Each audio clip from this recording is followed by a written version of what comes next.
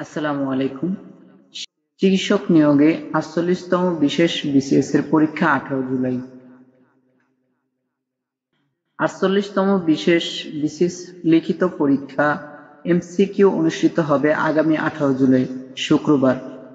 বাংলাদেশ সরকারি কর্ম commission PSC এক সংবাদ বিজ্ঞপ্তিতে এ তথ্য জানিয়েছে। ২ ঘণ্টা ব্যাপী এই পরীক্ষা ওই দিন সকাল ১০টা থেকে দুপুর ১২টা পর্যন্ত চলবে।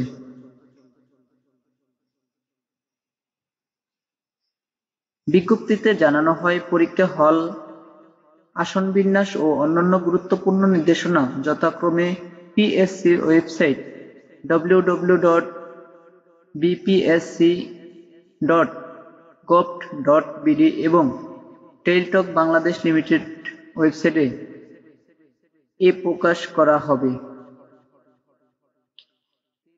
বিজ্ঞপ্তিতে জানানো হয়, পরীক্ষার হল, আসন বিন্যাস ও অন্যান্য গুরুত্বপূর্ণ নির্দেশনা যথাসময়ে পিএসসির ওয়েবসাইট www.bpsc.gov.bd এবং টেলিটক বাংলাদেশ লিমিটেড ওয়েবসাইটে প্রকাশ করা হবে। চিকিৎসকদের জন্য অনুষ্ঠিত এই বিশেষ বিসিএস এর মাধ্যমে মোট ৩,০০০ শিক্ষক নিয়োগ দেওয়া হবে। এর মধ্যে সহকারী সার্জন পদে ২,৭০০ জন এবং সরকারি ডেন্টাল সার্জন পদে দেওয়া হবে ৩০০ জনকে। এর আগে ২০২৩ সালে ৪২তম বিশেষ বিসিএস এর মাধ্যমে চিকিৎসক নিয়োগ দেওয়া হয়।